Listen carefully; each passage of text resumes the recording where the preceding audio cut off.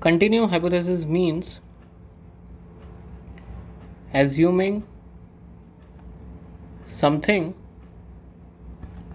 continuous which is actually in reality not continuous.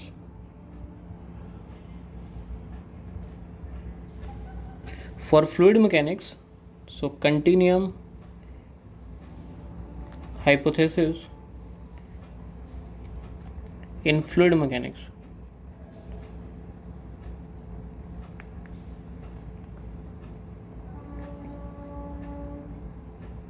So continuum hypothesis in fluid mechanics means we assume fluid to be continuous, fluid to be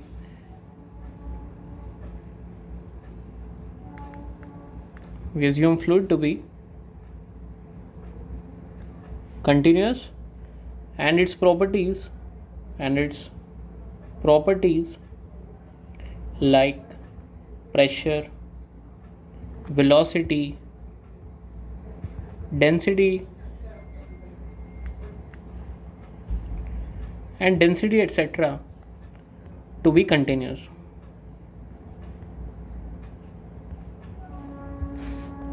Now the question is, why continuum hypothesis is required in fluid mechanics? So the question is, why continuum hypothesis is required in fluid mechanics? Let's try to answer this from our basic understanding of classical mechanics. So consider a solid object first of all instead of fluid. Consider a solid body, let's say a cube, in some space with position vector r vector, right? So these are my coordinate axes, x, y, z. This is my origin, and this r vector is my position vector for this solid cubical object. Now let's say I am applying some force F vector on this object. So the question is, what will be the trajectory of this cube? This can be answered from Newton's second law of motion. So we use Newton's second law of motion, md square r upon dt square is equal to F vector, and by knowing the value F vector and also some boundary conditions like at t equal to 0 let r vector is equal to some r naught vector, we can by integrating this equation we can get the expression of r vector as a function of time, right?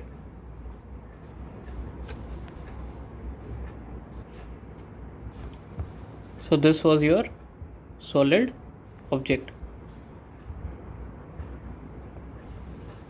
Now assume that instead of solid object you have some fluid element which has a lot of molecules, and again I am applying some force F vector on it.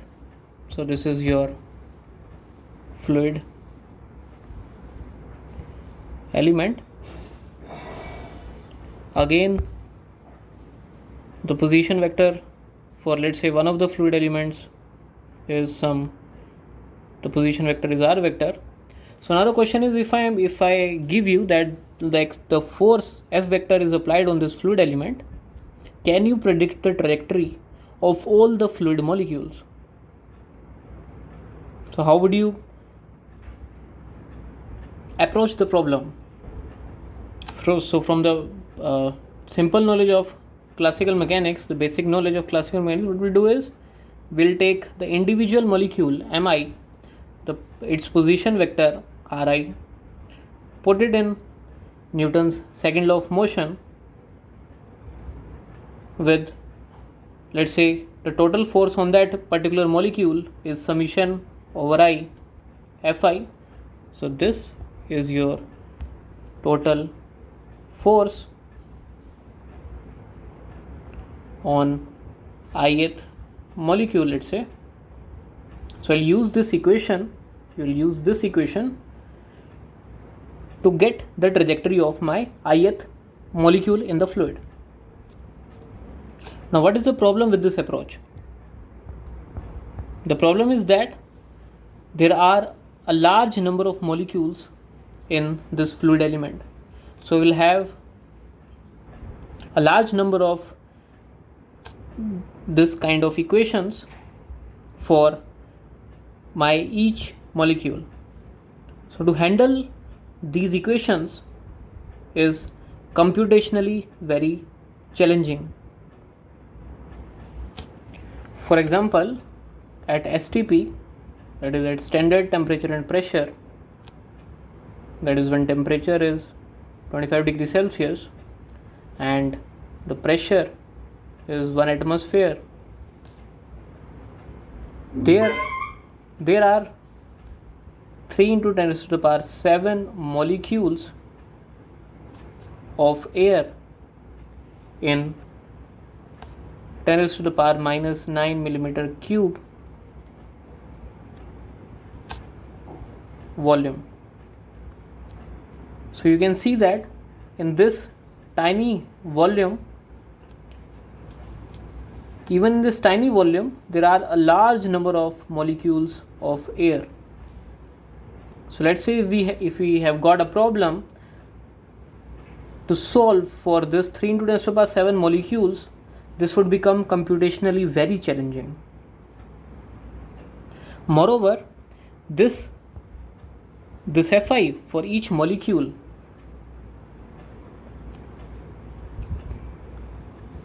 is the sum of this external force F vector, and also since these molecules, let's say this is one molecule, first molecule, this is second molecule, these molecules are also interacting among themselves.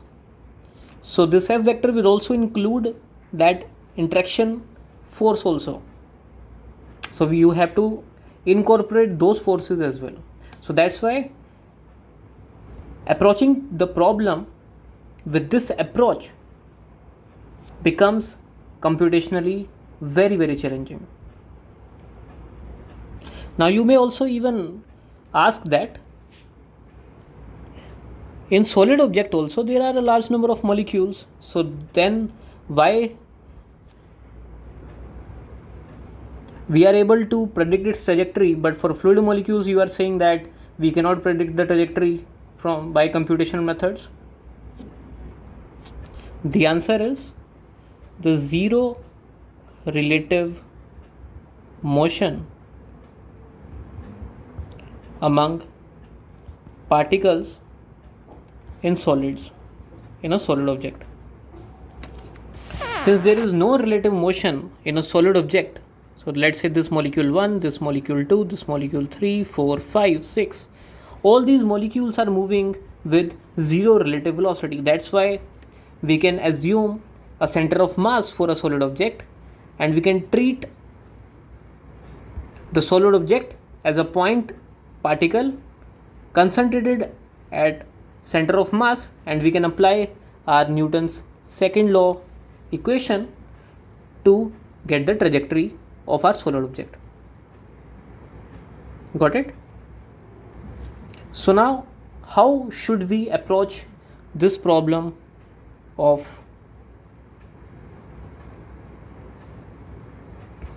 when our fluid element is being applied an external force F vector? The answer is by assuming it as a continuum.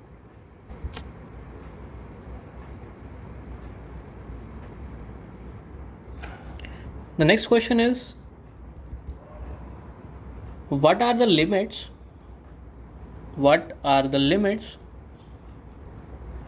in which we can assume our fluid and its properties continuous.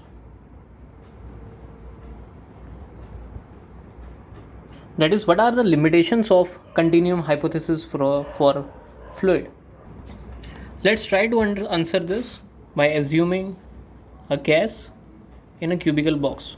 So let's say this is my cubical box containing gas. So there will be large number of gas molecules which will be contained in this box.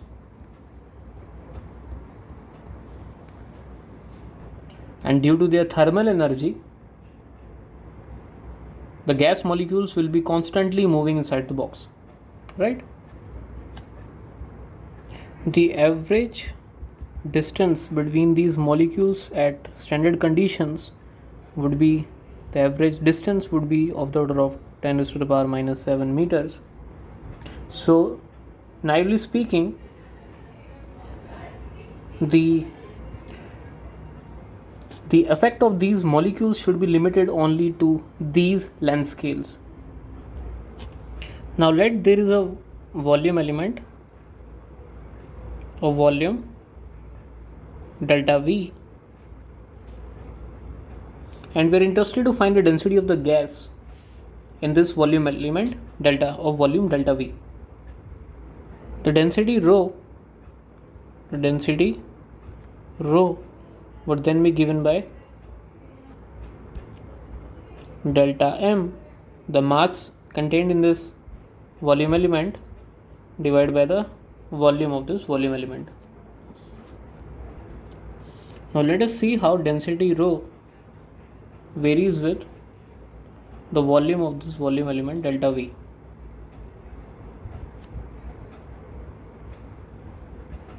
Now if I take a very small delta V, I expect a huge variation or huge fluctuation in density rho. Since the particles are constantly moving in space and in time, so for very small delta V, their motion would significantly affect the density that I would find in delta V. So for small delta V, I would expect a huge variation in delta V, which would gradually settle to a constant value as I go on increasing delta V, because then the motion of these molecules would not have a significant effect on the density, right? This limiting value for most of the fluids is 10 raised to the power minus 9 millimeter cube, and this is called the limiting volume.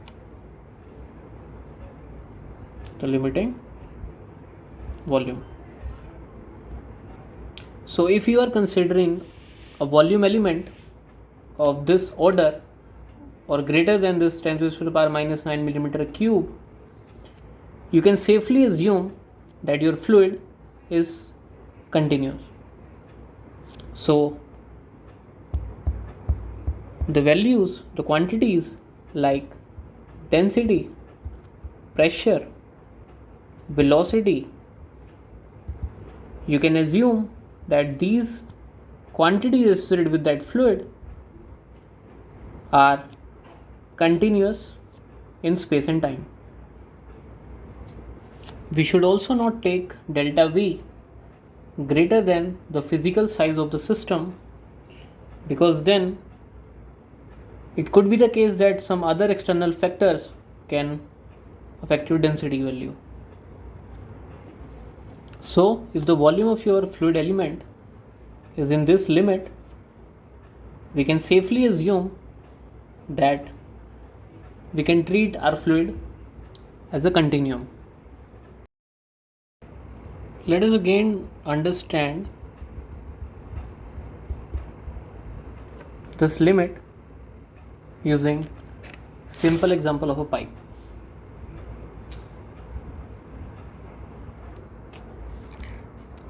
Let's assume that you have a pipe of diameter d.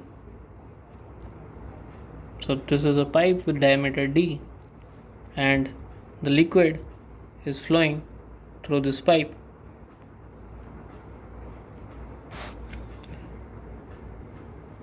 The liquid will be treated as continuum when this volume element delta V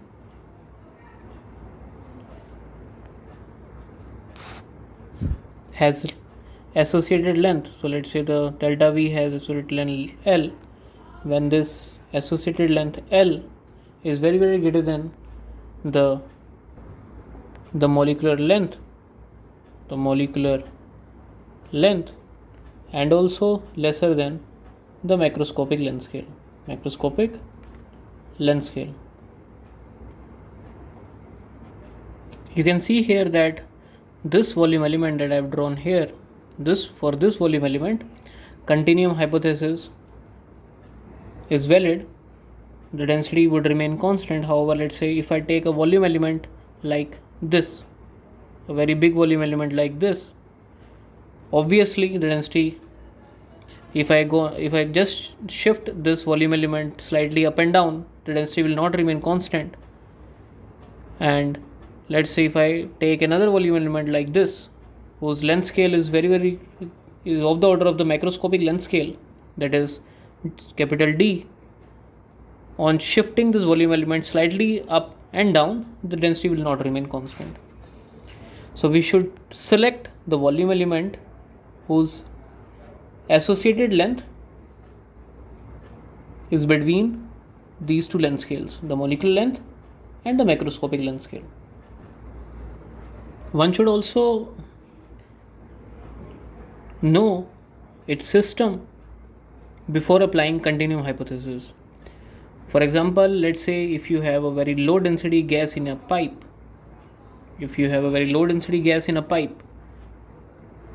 the low density gas in a pipe, so these low density gases are commonly called rarefied gases, then the average distance between the molecules are of the order of the diameter of the pipe, and here the continuum approximation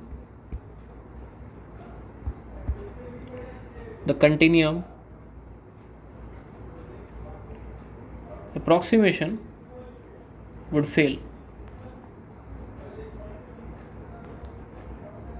So one must be aware of the system or the fluid that you are using,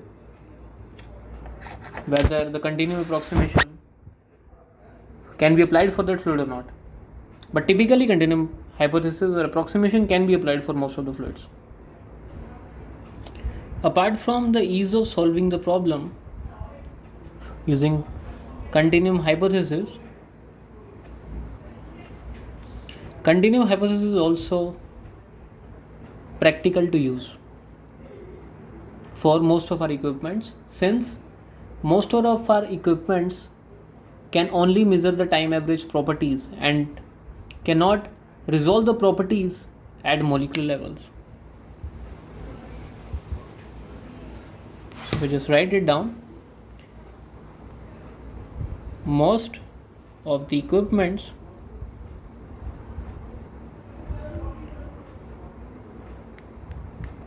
give us the time averaged properties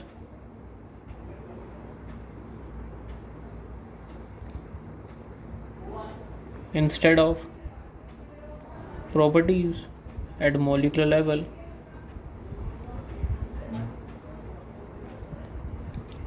Thus, continuum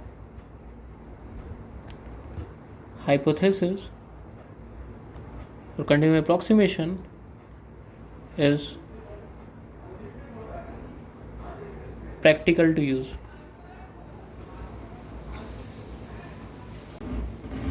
In this lecture, we understood about the continuum hypothesis for fluids, and I hope that the concept is clear to all of you.